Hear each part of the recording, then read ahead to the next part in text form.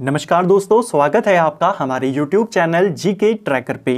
देखिए फ्रेंड्स, आज के वीडियो में हम बात करेंगे जो हमारी एक सीरीज़ है टॉप जीके एमसीक्यू सीरीज़, और इस सीरीज़ की आज हम 131वीं क्लास यहाँ पर कवर करेंगे।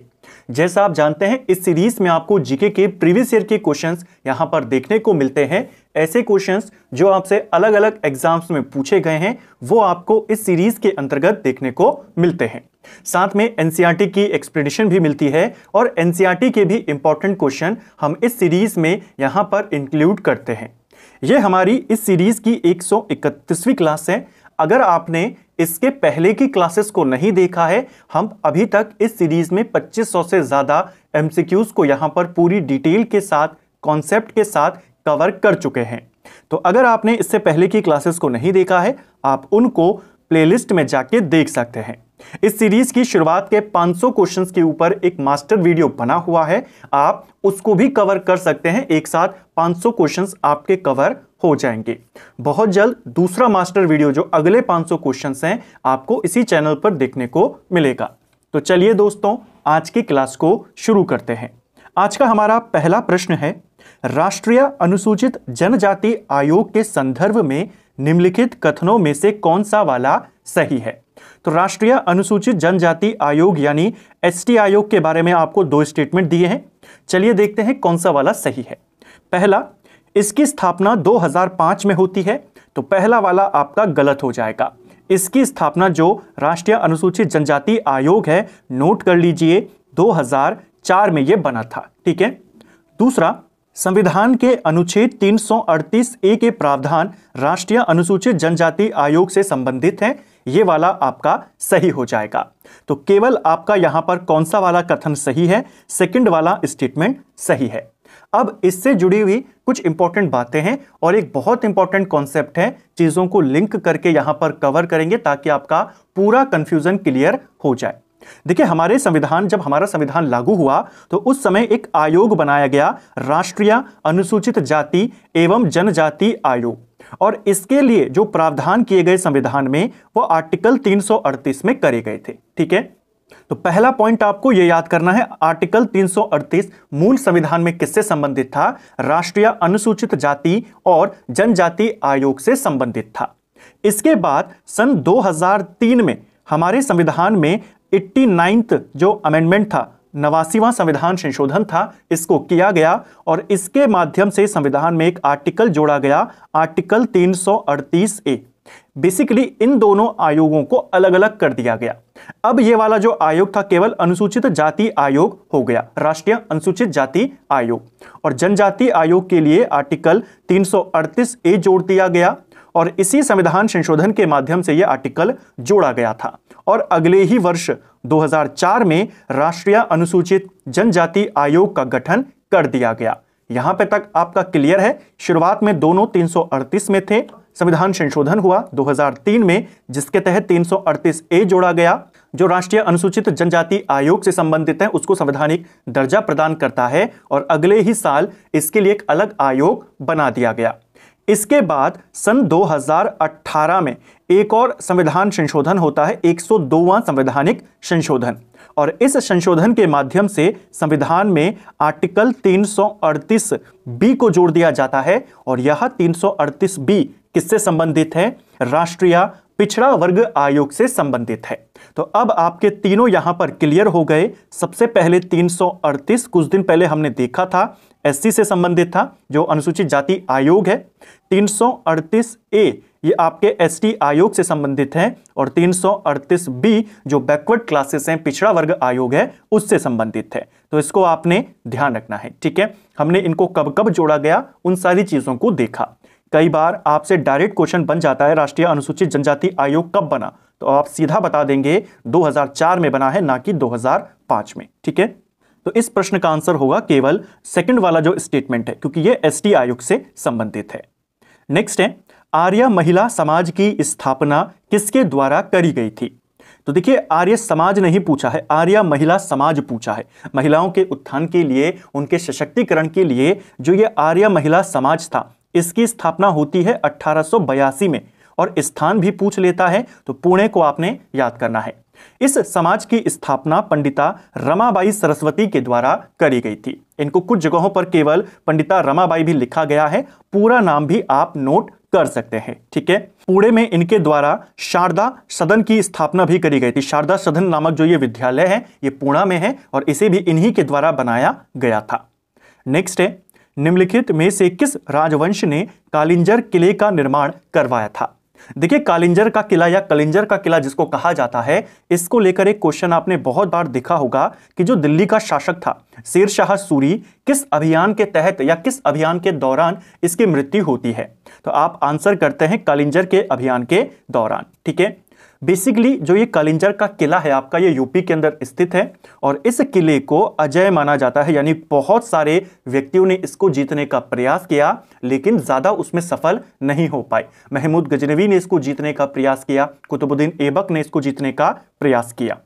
काफी महत्वपूर्ण ये किला है कालिंजर का किला और इसी अभियान के दौरान शेर शाह सूरी की भी मृत्यु होती है। ठीक है, क्वेश्चन आपसे यह पूछा है कि इसका निर्माण करवाया किसने था? इस किले का निर्माण चंदेल वंश के शासकों ने करवाया था। ऑप्शन बी सही आंसर होगा। जो जेजा भुक्ति का चंदेल वंश है यूपी के साइड, यह आपका शासन करता था। नन्नूक इस वंश का संस्थापक था। क्वेश्चन पूछा जाता है। क्वेश्चन एक बार यह भी आया था कि जो ये चंदेल हैं, जेजा भुक्ति का चंदेल, इनको कहा जाता है, इनका उद्गम स्थल क्या था, इनकी मातृभूमि क्या थी? तो जो ये जेजा भुक्ति का चंदेल वंश था ये आपका बुंदेलखंड से खड़ा हुआ था। ठीक है, बेसिकली इस वंश का जो संस्थापक था उसका नाम था नन्नूक और इसी नन्नूक का एक पोता था जिसका नाम था जयशक्ति, या जिसे जैजा भी लिखा गया है, उसी के नाम पर इस वंश को जैजा भुक्ति वंश कहा जाता है। ठीक है, तो बेसिकली कौन थे ये? चंदेल वंश के राजा थे। इसी वंश के राजाओं ने, और अगर हम एग्जैक्ट नाम लेकर बात करें, एक राजा हुए इसमें राजा धंगदेव। इन्हीं राजा धंगदेव के द्वारा खजुराहो में मंदिरों का निर्माण करवाया गया था। क्वेश्चन आपने देखा होगा, खजुराहो मंदिर कहां है? आप कहते हैं मध्य प्रदेश में है। किसने निर्माण करवाया? तो आप कहेंगे चंदेल शासकों ने। और किस राजा ने करवाया? राजा धंगदेव ने। इसी राजा धंगदेव के काल में माना जाता है इस किले का निर्माण यहां पर शुरू हुआ था। ठीक है, आपका एक क्वेश्चन और क्लियर हो गया कि कालिंजर पूर्व काल में किसके अधीन था। दो विकल्प आपको दिए जाते हैं, या तो विकल्प में चंदेल वंश देगा या आपको जेजा भुक्ति वंश देगा, दोनों एक ही बात है। ठीक है, तो अभी तक आपके इतने सारे कॉन्सेप्ट और इतने सारे कंफ्यूजन क्लियर हुए इस एक प्रश्न को लेकर के। ठीक है, अंततः इस किले को कहा जाता है 1569 में अकबर के द्वारा जीत लिया जाता है और फिर बीरबल को उपहार में दे दिया जाता है। तो इस चीज को भी आपने ध्यान में रखना है। ठीक है, कालिंजर का किला। तो एक क्वेश्चन को लेकर हमने इतने सारे कंफ्यूजन यहां पर क्लियर किए। आपको पता चला कि खजुराहो के मंदिरों का निर्माण किसने करवाया। खजुराहो को बेसिकली इन राजाओं ने अपनी राजधानी भी बनाया था। ठीक है, कालिंजर का किले का निर्माण भी इन्होंने करवाया। इस वंश का संस्थापक नन्नूक था और जिसने मंदिर बनवाए खजुराहो में उसका नाम था राजा धंगदेव। ठीक है, चलिए नेक्स्ट है, सांख्य सागर झील निम्न में से किस राज्य में स्थित है? सांख्य सागर झील की बात करते हैं। नदी, झील, जो जलप्रपात हैं, इसके अलावा बहुउद्देशीय परियोजनाएं हैं, आपसे पेपर में पूछी जाती हैं। जो सांख्य सागर झील है 2022 में ही इसको रामसर स्थल घोषित किया गया है। हो सकता है लोकेशन पूछ ली जाए। यह आपके मध्य प्रदेश में स्थित है और यह एक कृत्रिम झील है, इसको भी ध्यान रखना। ठीक है, नेक्स्ट है, भारतीय वन्य जीव संस्थान की स्थापना कब करी गई थी? तो देखिए, भारतीय वन्य जीव संस्थान की अगर हम बात करते हैं, इंग्लिश में कहें तो wild life institute of India, यह हमारे देहरादून में स्थित है। तो इंपॉर्टेंट हो जाएगा, उत्तराखंड में इसकी लोकेशन है। इसकी स्थापना 1982 में करी गई थी। ऑप्शन ए सही उत्तर होगा। एक और क्वेश्चन अब बनने लगे हैं कि कौन सा संस्थान या कौन सी जो एजेंसी है वो किस विभाग के अंतर्गत आती है। तो अगर हम भारतीय वन्यजीव संस्थान की बात करते हैं तो यह केंद्रीय पर्यावरण एवं वन और जलवायु परिवर्तन मंत्रालय के अधीन आता है, यानी जो पर्यावरण मंत्रालय है उसके अधीन आता है। सिंपल सा क्वेश्चन है, लेकिन एग्जाम में कई बार वो कंफ्यूजन कर देता है। ठीक है, कहां स्थित है? देहरादून में स्थित है। नेक्स्ट है, भारतीय मानक ब्यूरो को लागू कब किया गया था? इंग्लिश में इसे BIS लिखा जाता है, यानी ब्यूरो ऑफ इंडियन स्टैंडर्ड्स, और इसको लागू किया गया था 1986 में। ऑप्शन ए सही आंसर हो जाएगा। ठीक है, जो हमारी वस्तुएं होती हैं, चीजें होती हैं, उनकी गुणवत्ता के लिए मानकीकरण की इनके लिए क्या क्या मानक अपनाए जाएंगे, वो सारी चीजें इसी के तहत निर्धारित होती हैं। भारतीय मानक ब्यूरो। और इसे कब लागू किया गया, कब इसे लाया गया? 1986 में लाया गया था। अंतर्राष्ट्रीय मातृभाषा दिवस कब मनाया जाता है? तो अंतर्राष्ट्रीय मातृभाषा दिवस हाल ही में मनाया गया, 21 फरवरी को हर साल यह मनाया जाता है। ऑप्शन सी सही आंसर होगा। इसे मनाने की जो घोषणा करी गई थी, यह घोषणा 1999 में करी गई थी और पहली बार जो इसे मनाया गया वो सन 2000 में मनाया गया। कई बार ऐसे भी पूछ लेता है कि इसको घोषित कब किया गया। यूनेस्को ने इसको घोषित किया था अंतर्राष्ट्रीय मातृभाषा दिवस 1999 में, और 2000 में पहली बार यह मनाया गया 21 फरवरी को। ठीक है, नेक्स्ट है, निम्नलिखित में से किस वर्ष राष्ट्रीय विज्ञान संग्रहालय परिषद की स्थापना करी गई? तो 1960 से लेकर 1990 के दशक में भारत में जो प्रमुख संस्थाएं बनी, जो आयोग बने, उनके वर्ष डायरेक्ट पूछ लेता है।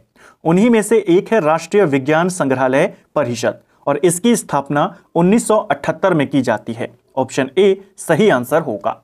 अब अगर आपसे क्वेश्चन आए राष्ट्रीय विज्ञान संग्रहालय परिषद किस विभाग के अंतर्गत काम करता है, तो यह काम करता है संस्कृति मंत्रालय के अंतर्गत। इसको आपने ध्यान रखना है। ठीक है, क्वेश्चन बन सकता है। नेक्स्ट है, निम्नलिखित में से किस चार्टर अधिनियम ने सिविल सेवकों के चयन और भर्ती के लिए एक खुली प्रतिस्पर्धा प्रणाली की शुरुआत करी थी?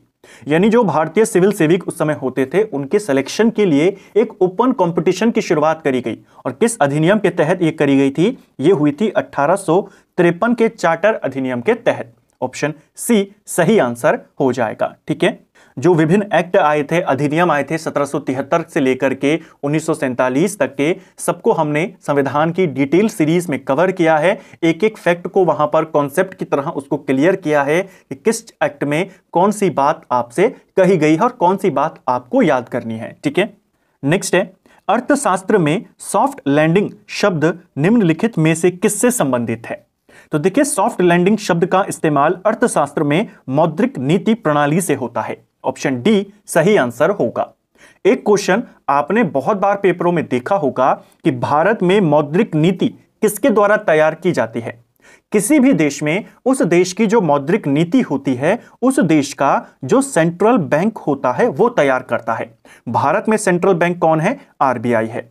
तो भारत में मौद्रिक नीति वित्त मंत्रालय तैयार नहीं करता, वित्त सचिव तैयार नहीं करता, कौन करेगा? आरबीआई तैयार करता है। बहुत बार ये क्वेश्चन आपसे परीक्षाओं में पूछा गया है। तो अर्थव्यवस्था को कंट्रोल करने के लिए, नियंत्रित करने के लिए बैंक के द्वारा मौद्रिक नीतियां बनाई जाती हैं। जब आरबीआई यानी हमारे देश का जो सेंट्रल बैंक है, अर्थव्यवस्था को कंट्रोल करने के लिए कुछ नीति बनाए, और ऐसी नीति बनाए जिससे अर्थव्यवस्था भी कंट्रोल हो जाए और जो मंदी है वो भी ना आए, यानी दोनों काम आपके साथ हो जाएं, उसे कहा जाता है सॉफ्ट लैंडिंग।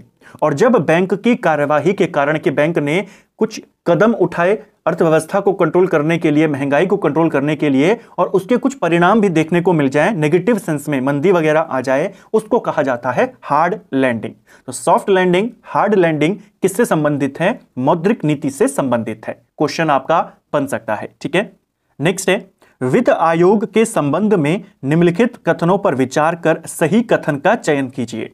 तो 3 स्टेटमेंट वित्त मंत्रालय को लेकर, 4 स्टेटमेंट बेसिकली यहां पर दिए गए हैं। कौन सा वाला सही है आपने बताना है।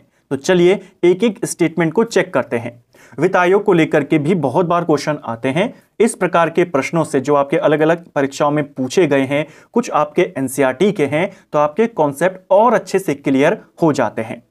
पहला पॉइंट आपको दिया है, इसके अध्यक्ष और सदस्यों की योग्यता का निर्धारण राष्ट्रपति के द्वारा किया जाता है।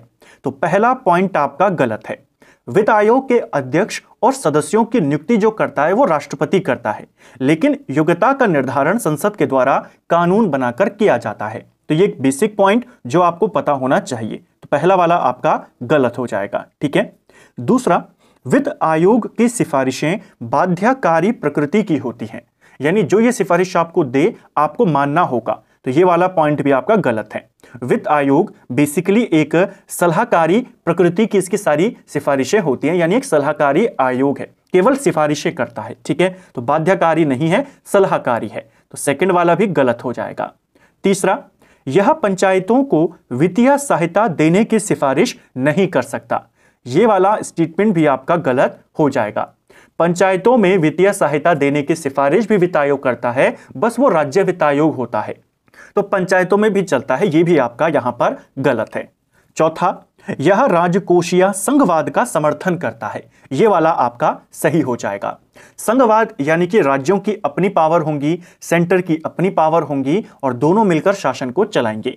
तो वित्त आयोग उसी संघवाद को इकोनॉमिक के संदर्भ में वहां पर कंट्रोल करता है, यानी देखता है कि सबको बराबर यहां पर जो टैक्स आया है, जो रेवेन्यू आया है वो मिले, पर्याप्त संसाधन सभी के साथ आपस में बांटे जाएं। तो वो जो इकोनॉमिक संघवाद है उसको बनाए रखने का काम, उसके समर्थन का काम कौन करता है? वित्त आयोग करता है। तो केवल यहां पर आपका चौथा स्टेटमेंट सही है, बाकी आपके तीनों स्टेटमेंट गलत हैं। इसको आपने ध्यान रखना है, ठीक है। हमने एक एक स्टेटमेंट को समझा और कौन सही है, कौन गलत है, क्यों सही है, क्यों गलत है, उसको भी क्लियर किया। नेक्स्ट है, भारतीय संविधान की विशेषता और उन्हें किस देश से लिया गया है कि निम्न युग्म में से कितने युग्म सही हैं। एक तरफ आपको दिया है हमारे संविधान की कुछ स्पेशल विशेषताओं को और दूसरी तरफ हमने इन चीजों को किस देश से लिया है। तो आपने कवर किया होगा कि किस देश से हमने किन किन चीजों को हमारे संविधान में अडॉप्ट किया है। संविधान वाली सीरीज में इसको भी हमने कवर किया था। तो आपने बताना है इन चार में से कितने आपके सही हैं। कौन सही है ये नहीं बताना है, कितने सही है ये बताना है। चलिए देखते हैं। द्विसदनीयवाद क्या हमने ऑस्ट्रेलिया से लिया है? आप कहेंगे गलत हो जाएगा, द्विसदनीयवाद हमने ब्रिटेन से लिया है। तो पहला वाला तो आपका गलत हो गया। दूसरा, राज्य के नीति निदेशक सिद्धांत हमने आयरलैंड से लिए हैं, तो ये आपका सही है। सेकंड वाला आपका सही है। मौलिक कर्तव्य क्या हमने कनाडा से लिए हैं? तो ये गलत हो जाएगा। मौलिक कर्तव्य हमने रूस यानी जो यूएसएसआर था पहले उससे लिए थे। तो तीसरा वाला भी गलत है। संविधान संशोधन क्या हमने दक्षिण अफ्रीका से लिया है? चौथा वाला आपका सही है।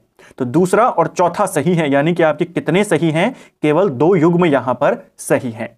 इस चीज को आपने याद करना है, ठीक है। कौन कौन सही है ये नहीं पूछा था, कितने सही हैं ये पूछा था। हमने चारों को देखा और पाया कि इनमें केवल आपके 2 सही हैं और 2 आपके गलत हैं, ठीक है। नेक्स्ट है, राष्ट्रीय मानवाधिकार आयोग के संबंध में निम्नलिखित कथनों में से सही कथन नहीं है। तो सही कथन नहीं आपने बताना है, यानी कथन गलत वाले कौन कौन से हैं उनका चयन करना है। तो चलिए इसको यहां पर देखते हैं। मानवाधिकार आयोग को लेकर, इसकी स्थापना को लेकर के बहुत बार सवाल आपसे पूछे गए हैं अलग अलग स्टेट के एग्जाम में और सेंटर के एग्जाम में। तो कुछ इंपॉर्टेंट यहां पर बेसिक बिंदु हैं, इनको देखते हैं। देखिए, इसका अध्यक्ष केवल भारत का सेवानिवृत्त मुख्य न्यायाधीश होना चाहिए। तो पहला वाला स्टेटमेंट आपका गलत हो जाएगा।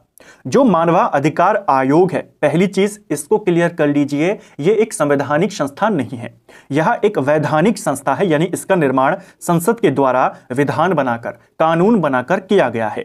कानून बनाया गया है तो अधिनियम आया होगा। अधिनियम आया था 1993 में और 1993 में ही मानवाधिकार आयोग का गठन होता है। तो पहले आपको इसकी स्थापना वर्ष पता होनी चाहिए। इसका जो अध्यक्ष होता है वो कौन हो सकता है? सुप्रीम कोर्ट का कोई जज होना चाहिए, सेवानिवृत्त जज, या फिर अगर हाई कोर्ट से आप किसी को अध्यक्ष बना रहे हैं तो हाई कोर्टों में वो मुख्य न्यायाधीश होना चाहिए।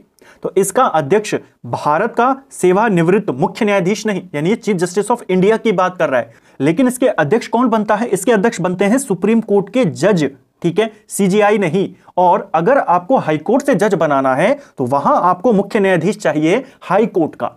तो सुप्रीम कोर्ट का जज या हाई कोर्ट के मुख्य न्यायाधीश जो रिटायर हो चुके हैं वो इसके अध्यक्ष बन सकते हैं, ठीक है। हाई कोर्ट के नॉर्मल जज को आप इसका अध्यक्ष नहीं बना सकते। तो पहला वाला पॉइंट बेसिक सा डिफरेंस है, बहुत छोटा सा डिफरेंस है और इंपॉर्टेंट कॉन्सेप्ट है, यहीं पर एग्जाम में आप फंस जाते हैं। तो इसको याद रखना, जो मानवाधिकार आयोग होता है अध्यक्ष के लिए 2 क्राइटेरिया है, या तो सुप्रीम कोर्ट का जज हो या हाई कोर्ट का मुख्य न्यायाधीश हो, ठीक है। दूसरा बिंदु कहता है, तो पहला वाला तो आपका गलत हो गया क्योंकि ये भारत के सेवानिवृत्त मुख्य न्यायाधीश की बात करता है, तो पहला वाला गलत है।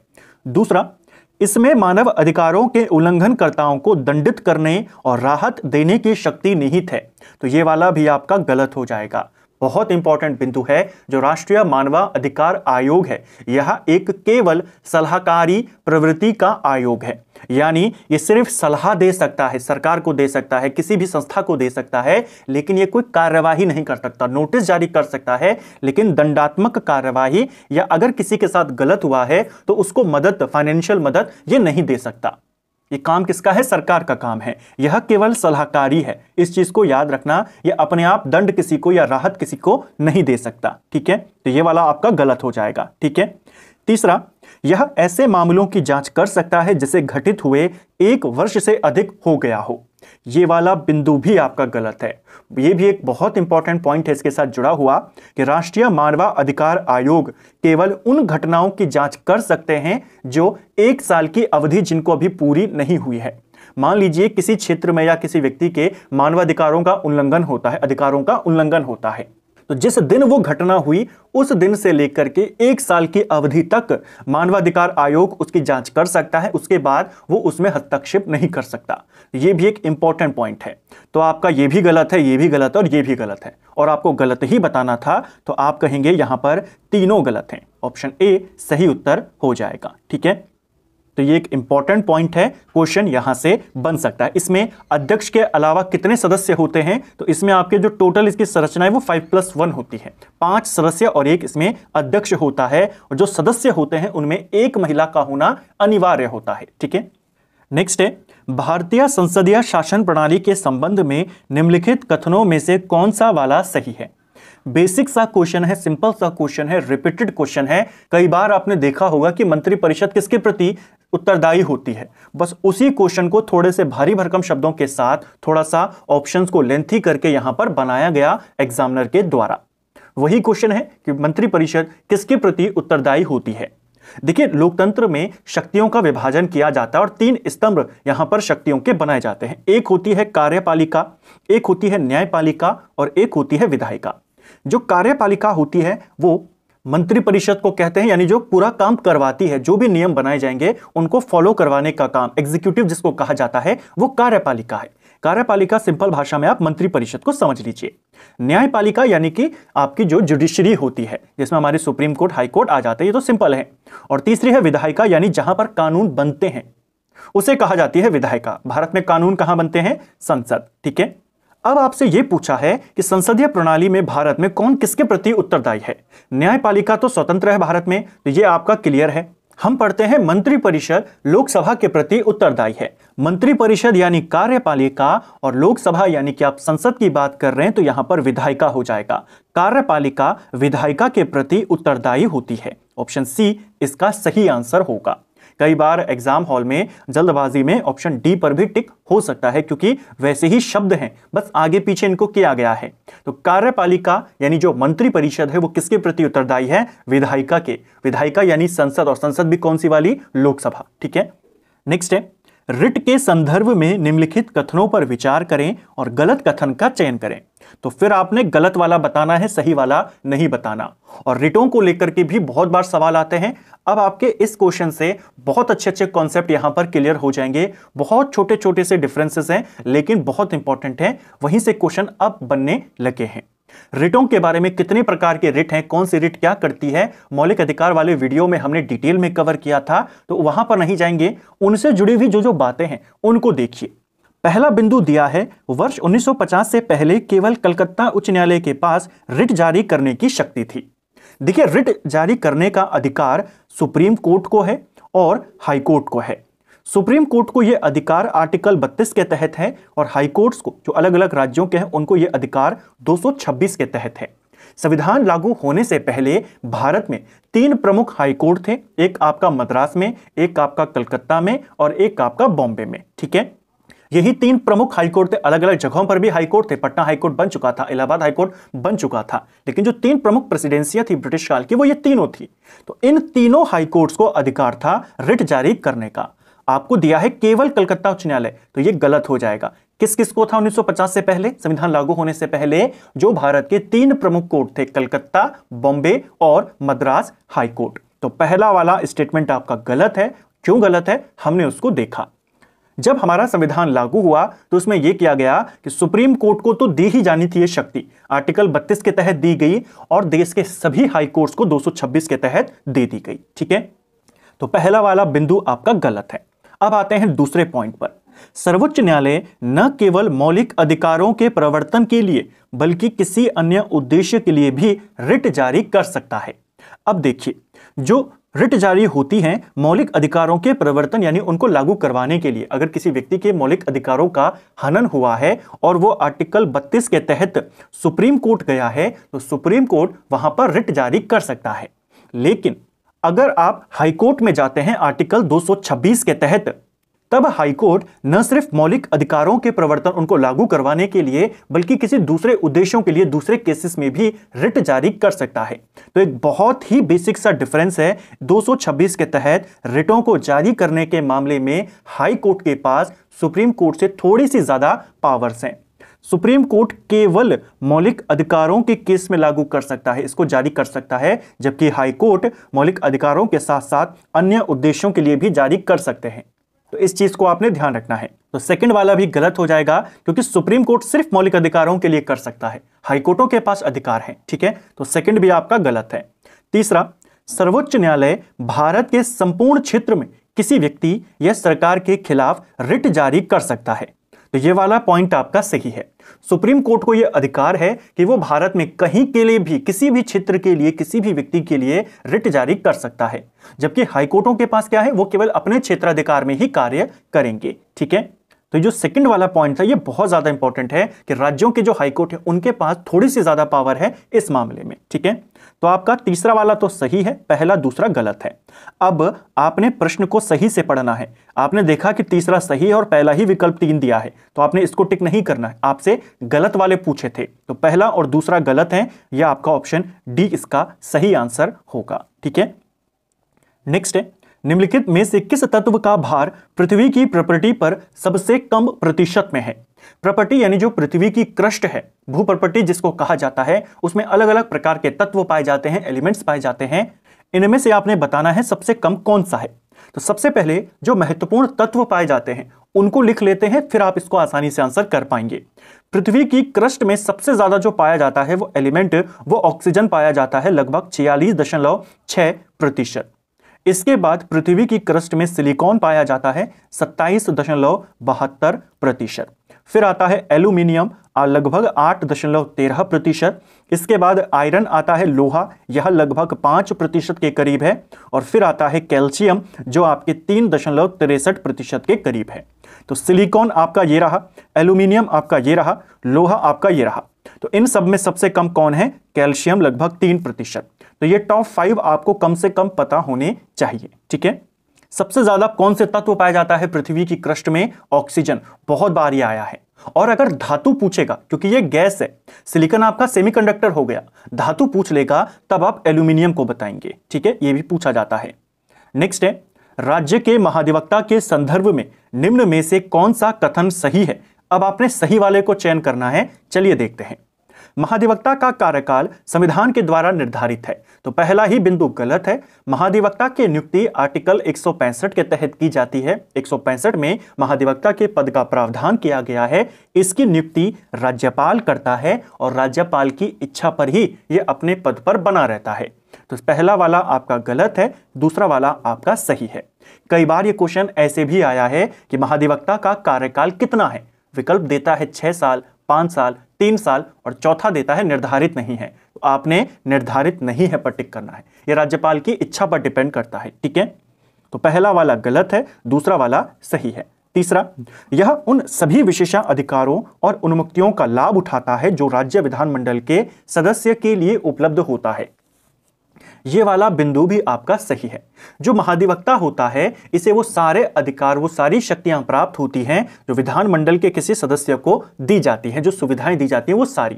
यह महाधिवक्ता विधानसभाओं की कार्यवाही में भाग ले सकता है, बोल सकता है, बस फर्क कितना है कि ये वोट नहीं दे सकता क्योंकि ये उसका सदस्य नहीं है। ठीक है, बाकी सारी सुविधाएं, सारी जो विशेषाधिकार हैं वो इसको दिए जाते हैं। तो दूसरा और तीसरा आपका सही है। आपने सही वाला बताना है, तो सही के लिए दूसरा और तीसरा इस पर आप टिक कर देंगे। नेक्स्ट है, मुगल काल में किस बंदरगाह को मक्का द्वार कहा जाता था? तो मुगल काल में मक्का द्वार यह कहा जाता था सूरत बंदरगाह को। मुगल काल में अधिकांश यात्री जो हज पर जाते थे जहाज के माध्यम से, वो सूरत से ही रवाना होते थे, इसीलिए सूरत को मक्का का प्रस्थान द्वार या प्रवेश द्वार या मक्का द्वार इसे कहा जाता था। ठीक है, इसको भी आपने ध्यान रखना है। नेक्स्ट है, अल्फ्रेड वेगनर के द्वारा वर्णित महाद्वीपीय खिसकाव से पहले एकल महाद्वीपीय द्रव्यमान को घेरने वाले विशाल महासागर का क्या नाम था? सिंपल भाषा में बात करें, देखिए जो कॉन्टिनेंटल ड्रिफ्ट थ्योरी है, महाद्वीपीय विस्थापन सिद्धांत किसके द्वारा दिया गया है? अल्फ्रेड वेगनर के द्वारा। अल्फ्रेड वेगनर कहता है या इसकी थ्योरी कहती है कि पहले पूरी दुनिया में एक ही भूखंड था, एक ही महाद्वीप था, एक बड़ा विशाल महाद्वीप था और उसके चारों ओर एक ही समुद्र था। उस महाद्वीप को पेंजिया महाद्वीप कहा जाता था और इसके चारों ओर जो समुद्र फैला हुआ था उसे पैंथालासा कहा जाता था। आपसे नाम किसका पूछा है? आपसे मिसाल महासागर का नाम पूछा है, तो पैंथालासा इसका आंसर होगा। अगर महाद्वीप का नाम पूछा होता उस विशाल महाद्वीप का, तब इसका आंसर पेंजिया हो जाता। ठीक है, बाद में यही पेंजिया महाद्वीप टूटता गया, इसमें से दो बड़े महाद्वीप बने, एक को बोला गया अंगारा लैंड, एक को बोला गया गोंडवाना लैंड, और बाद में इन्हीं दोनों महाद्वीपों से अलग अलग द्वीपों की रचना भी, महाद्वीपों की रचना यहां पर हुई। क्वेश्चन आपने देखा होगा कि भारत पहले किसका भाग था? तो भारत गोंडवाना लैंड का भाग था। ठीक है, जो इसी से टूटे थे। ज्योग्राफी की सीरीज में हमने डिटेल में कवर किया था जब हमने एमसीक्यू की सीरीज को शुरू किया था लूसेंट की टॉपिक वाइज। हालांकि अभी वो सीरीज कंप्लीट नहीं हो पाई है, बहुत जल्द कोशिश करेंगे थ्योरी की क्लास को कंप्लीट करके उसको स्टार्ट करने का। घटना चक्र की ज्योग्राफी भी हमने कवर करी है, वहां से भी आप उसको कवर कर सकते हैं। विजयनगर साम्राज्य के महान शासक कृष्णदेव राय के दरबार में तेलुगु के 8 महान विद्वान रहते थे, इनको क्या कहा जाता था? तो देखिए, विजयनगर साम्राज्य का सबसे महान राजा माना जाता है कृष्णदेव राय को। कृष्णदेव राय किस वंश के राजा थे? यह तुलुवा वंश के राजा थे। ठीक है, इनके दरबार में तेलुगु भाषा के या तेलुगु साहित्य के 8 श्रेष्ठ विद्वान रहते थे। इनके काल को तेलुगु भाषा का क्लासिक काल भी कहा जाता है, स्वर्ण काल कहा जाता है। ये जो 8 विद्वान थे इनको अष्टदिग्गज कहा जाता था। ऑप्शन सी सही आंसर हो जाएगा। ठीक है, छत्रपति शिवाजी महाराज की जो मंत्री परिषद थी उसे अष्टप्रधान कहते थे, तो दोनों में आपने कंफ्यूजन नहीं करना है। ठीक है, और हिंदी साहित्य के जो 8 श्रेष्ठ कवि रहे उनके ग्रुप को क्या कहा जाता है? उन्हें अष्टछाप कहा जाता है। तो ये कुछ अलग अलग 8 ग्रुप हैं जो पूछे जाते हैं। ठीक है, तो ऑप्शन सी इसका सही उत्तर हो जाएगा। इसको भी आपने ध्यान रखना है, क्वेश्चन यहां से बन सकता है। तो फ्रेंड्स, ये था हमारा आज का वीडियो जिसमें हमने जीके के 20 इंपॉर्टेंट एमसीक्यूज को यहां पर कवर किया और इन क्वेश्चंस को पूरी डिटेल के साथ जो छोटे छोटे कॉन्सेप्ट थे और बहुत इंपॉर्टेंट कॉन्सेप्ट थे उनको कवर करते हम यहां पर चले। इसमें आपको, जैसा मैंने शुरुआत में कहा, प्रीवियस ईयर के क्वेश्चन भी देखने को मिलते हैं, अलग अलग स्टेट के क्वेश्चन, सेंटर के एग्जाम के क्वेश्चन, एनसीईआरटी के भी जो इंपॉर्टेंट क्वेश्चंस हैं वो आपको इसमें देखने को मिलते हैं। एनसीईआरटी के और भी क्वेश्चन हम इसमें आने वाले समय में जोड़ते जाएंगे। अगर आप एनसीईआरटी के क्वेश्चंस को सीरियल वाइज कवर करना चाहते हैं कि क्लास 6 के क्वेश्चन, क्लास 7 के क्वेश्चन एनसीईआरटी के, तो उसके लिए आप हमारे सेकंड चैनल ट्रेंडिंग जीके को फॉलो कर सकते हैं। वहां पर हमने क्लास 6 और 7 के एनसीईआरटी के जो हिस्ट्री के क्वेश्चंस हैं उनको डिटेल में कवर कर लिया है। 8th के एमसीक्यूज हमारे अभी वहां पर चल रहे हैं, तो वहां पर सीरियल वाइज चलते रहेंगे। यहां पर आपको जो इंपॉर्टेंट क्वेश्चंस हैं वो भी इसी सीरीज के अंतर्गत देखने को मिलेंगे। उम्मीद करता हूं आपको आज का वीडियो पसंद आया होगा। अगर आपको ये वीडियो पसंद आया है तो वीडियो को लाइक करें, चैनल पर नए हैं तो सब्सक्राइब करें, अपने दोस्तों के साथ शेयर करें। वीडियो आपको कैसा लगा कमेंट बॉक्स में हमें जरूर बताएं। Thank you friends.